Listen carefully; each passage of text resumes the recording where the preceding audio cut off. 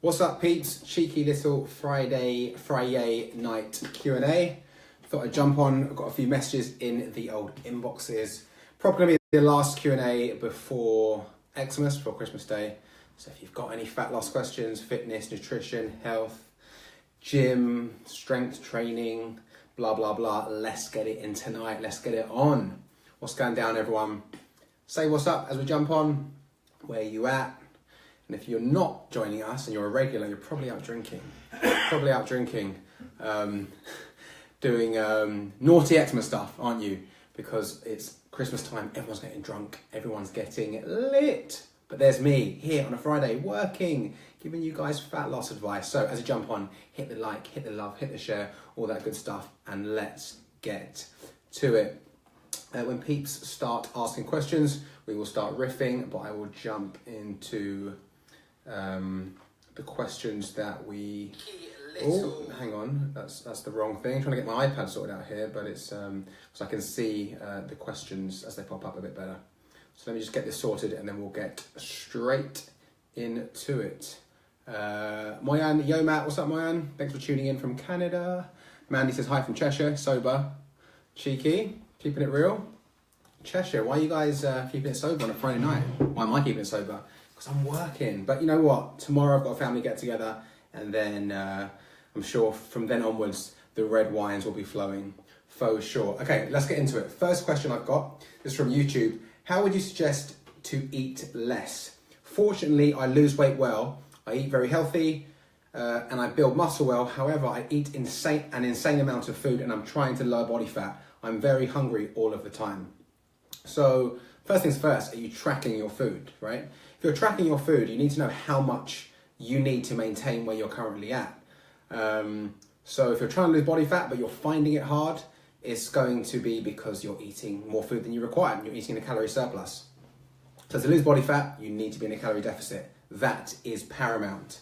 If you're finding it hard to stay within your maintenance or your calorie deficit number, that's because maybe you have some emotional attachment to food, whatever. Overeating a lot of the time, when we're eating more than we require, is because it feels good to get those extra calories in, especially on a cold winter's night. So my advice would be is, first off, find out how much you need to maintain your current composition, and then also implement some intermittent fasting. Intermittent fasting is going to be pushing your first meal back to at least lunchtime, late morning, at least lunchtime, even later, and then hitting the amount of food that you need in a shorter eating window. For example, if you had your last meal tonight at 8 p.m. and you had a 16-hour fast, you wouldn't eat until midday the next day, 16 hours no eating, and then you've only got 8 hours from that midday to 8 p.m. tomorrow to eat all your calories and macros. That's going to make you feel fuller. That's going to make you feel more satisfied, more satiated, because you're squeezing the amount of food you need into a smaller window. When you wake up in the morning and you eat straight away, right, 7 a.m., 8 a.m., it's so much easier to carry on eating, start down that slippery slope, carry on eating, and then overeat into getting a bit hot, take my top off, eat yourself way over maintenance and get to a calorie surplus. So first things first, find out how much you need. You get a coach, go online, go on a calculator, and start tracking and see how much you need, where your weight and your measurements and your composition stays the same. That's going to be your maintenance. And I also suggest implementing intermittent fasting, pushing breakfast back. You don't need to eat breakfast. Tons of benefits for skipping breakfast and waiting until lunchtime to eat. Number one, easier for calorie control, a lot easier. In fact, a lot of the time you can be in a calorie deficit and you're finding it hard, you're struggling to hit your macros and your calories. Pretty good problem to have. And number two, you've got tag-along health benefits like increased human growth hormone. You've got stuff like autophagy, which is where toxins get cleaned out of the cell. So lots of tag-along health benefits, but the major health benefit for you would be trying to stay within that calorie deficit number and obviously making it a lot easier by intermittent fasting. Okay, a few peeps are jumping up on the page. Let's see what everyone's saying. Drew says, evening, any recommended sites for putting together a gym workout plan? Googles, use the interwebs.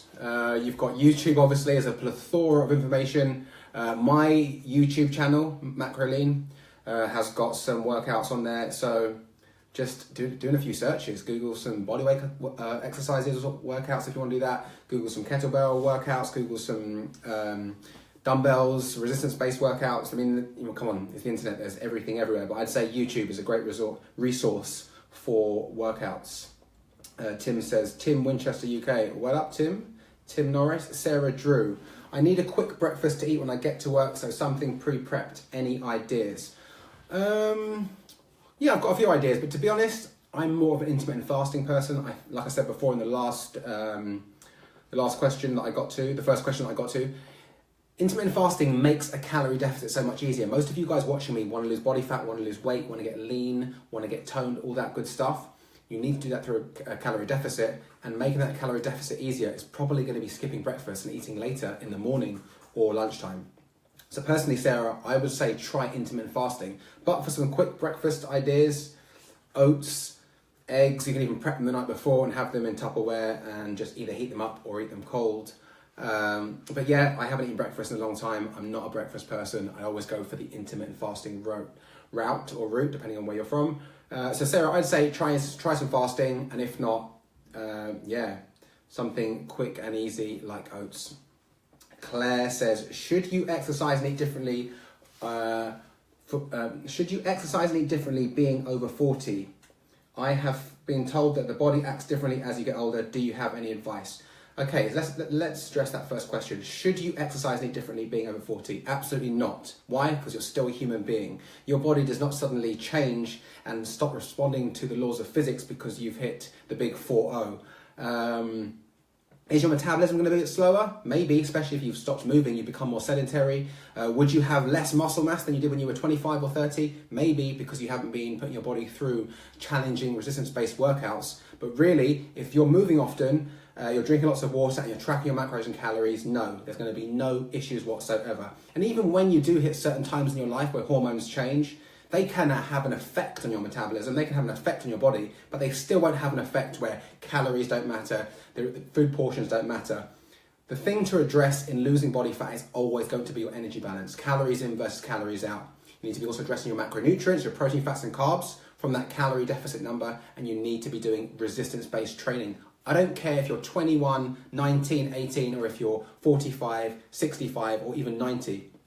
Everyone should be doing some type of resistance training. Yeah, of course, the 90-year-old might only be getting up and down from a chair or just walking, 1,000 steps a day, but still putting his or her body through resistance.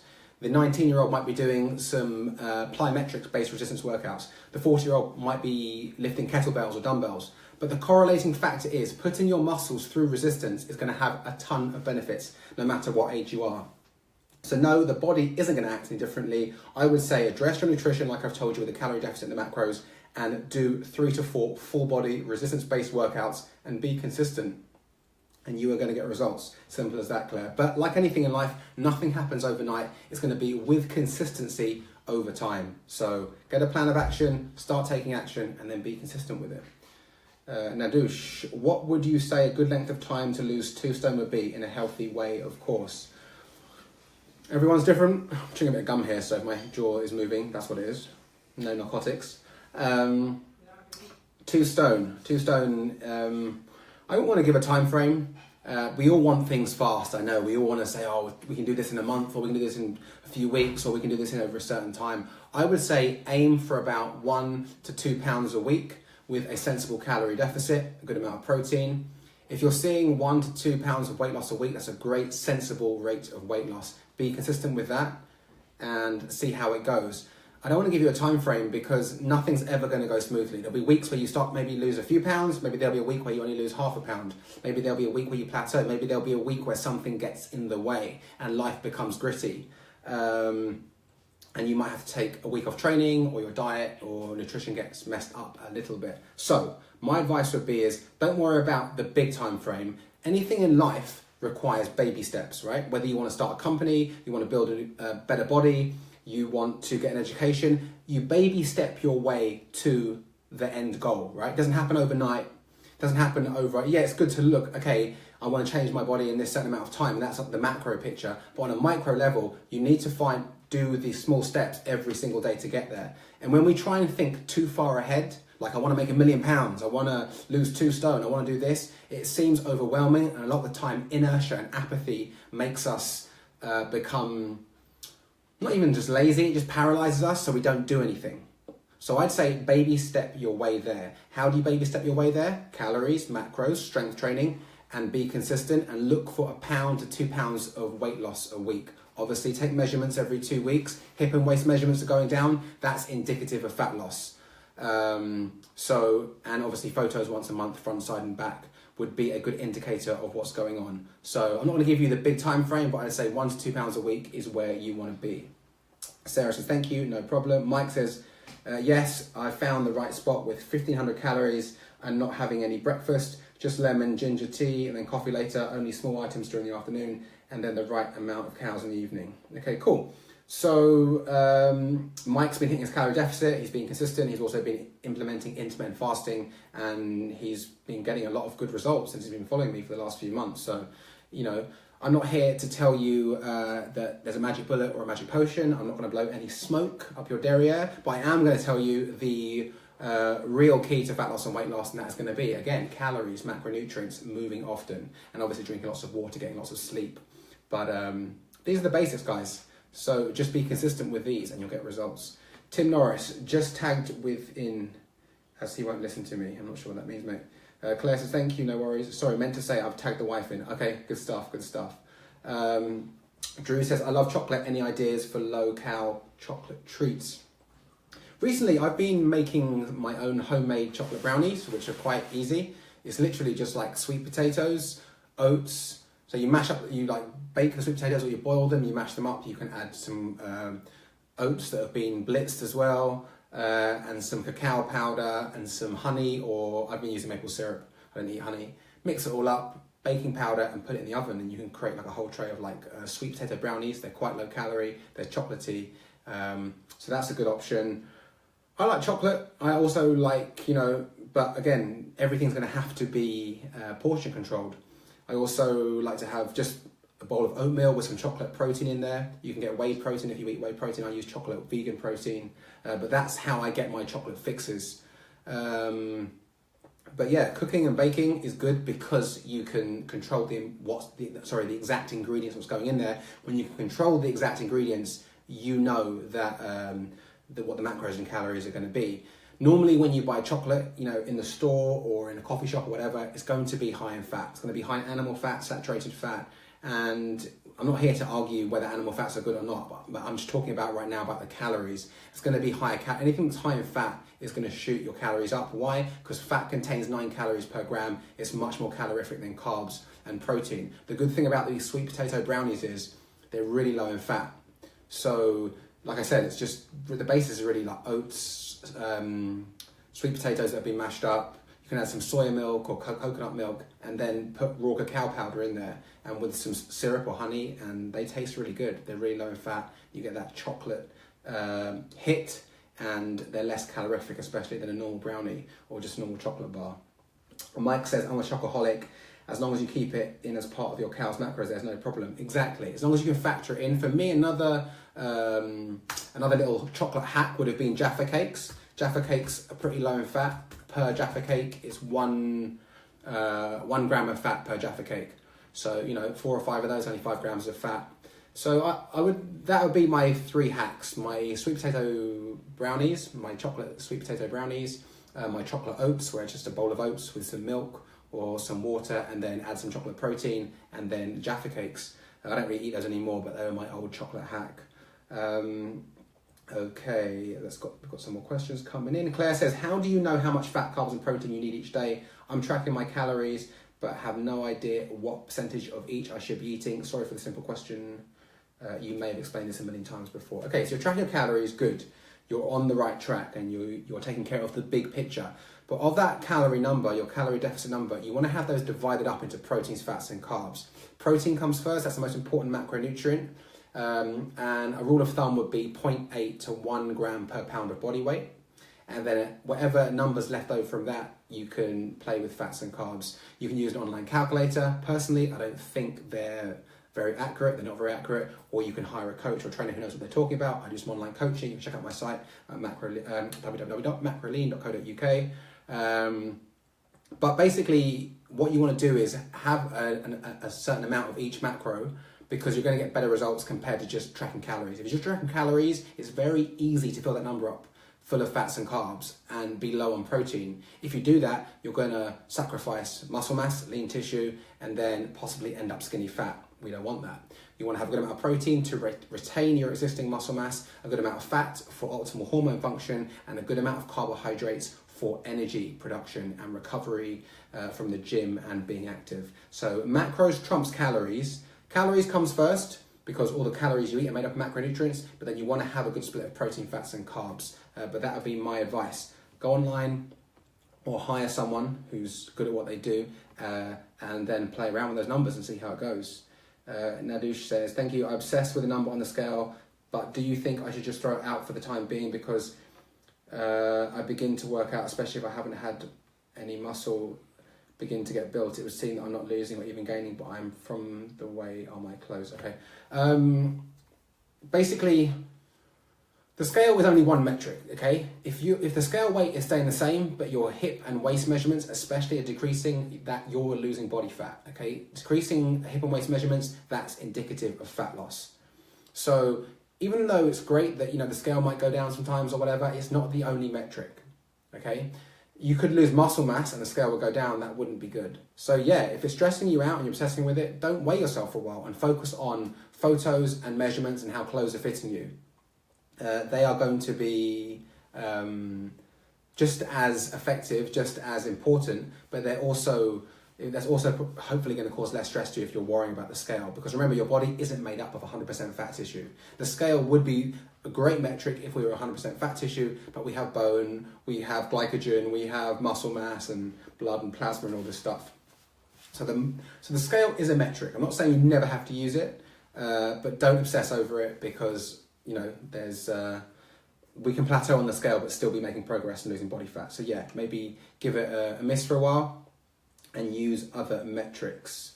Claire says, thank you for explaining everything in a way that is easy to understand. No worries, Claire. I want to break this down and make it as simple as possible, because there is a lot of BS and confusion out there. And I've been one of those people that's been like, just stressed out over the years. So it's good to bring it to you guys and make it simplistic, simplified. Got another question here in my inbox that says, if I want to gain muscle and size, but I have more body fat than I want, should I cut first and then bulk, or should I bulk up first and then cut? My advice would always be, if you want to gain muscle, you want to bulk, you want to get some gains, but you're carrying too much body fat, is to cut first. I would cut down to around, if I was a guy, at least 13-14% body fat when you start seeing the top two abs, at least. Preferably, you cut down till you can see your abs.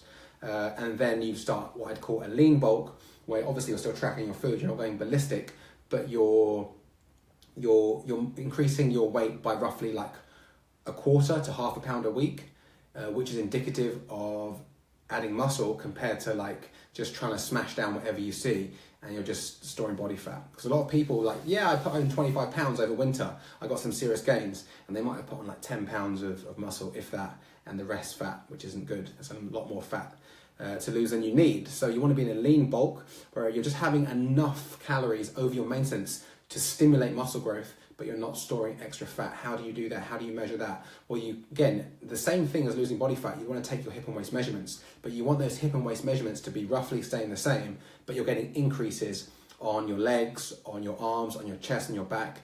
And then if you're getting increases month by month on those areas, or every 2 weeks, but your hip and waist measurements are staying the same and the scale weight is increasing slightly, maybe a quarter to half a pound each week, you're gaining muscle at a safe, sustainable rate. If the scale's jumping up 1, 2, 3 pounds a week, your hip and waist measurements are increasing rapidly, you're storing body fat, you need to pull back with the calories. So my advice would always be cut first and then do a lean bulk or a recomp after.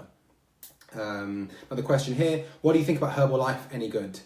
No and no. What do I think about them? No, just another shitty diet supplement company that's going to make you think that if you drink a potion or a pill or a powder, you don't have to do anything else. And that's it, the magic bullet, right? Take a couple of shakes a day and you lose weight.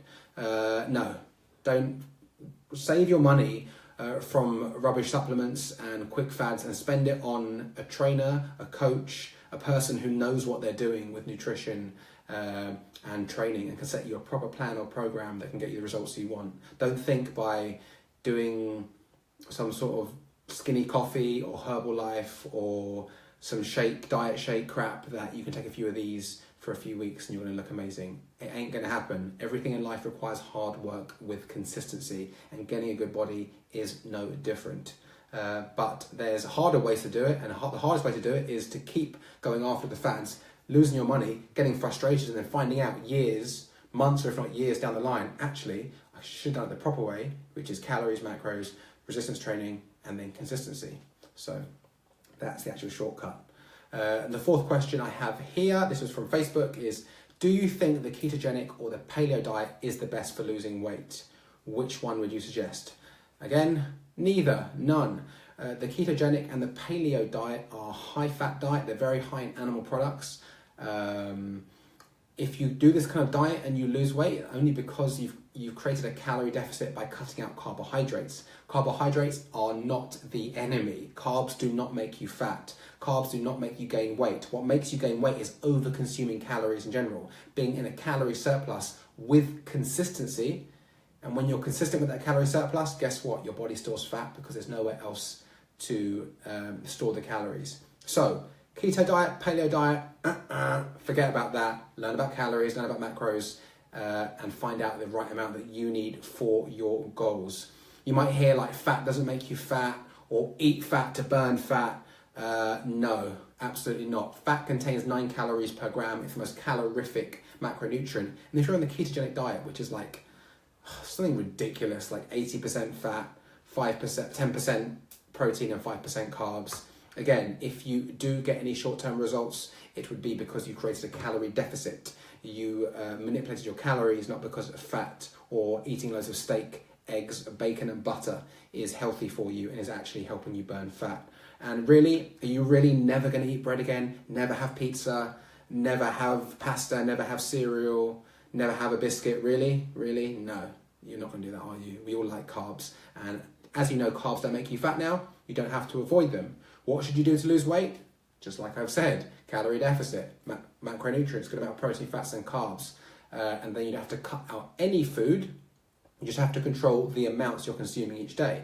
You should have MyFitnessPal on your phone. You should be tracking your food and getting au fait with what's in your favorite foods. Because most of the time we're eating the same foods again and again and again. Who really, eats like 7 different courses each week and then changes it around the next week and stuff. So if you eat like chicken breast and you eat avocados and you eat this cereal and whatever, they're going to be saved on MyFitnessPal. So it's going to be very easy when you re-input them in. So it takes a few minutes a day to start tracking your food. And this is why I find it quite funny when people object about tracking your food. They're like, oh my God, calories, you become so obsessed with calories and macros, you can't relax.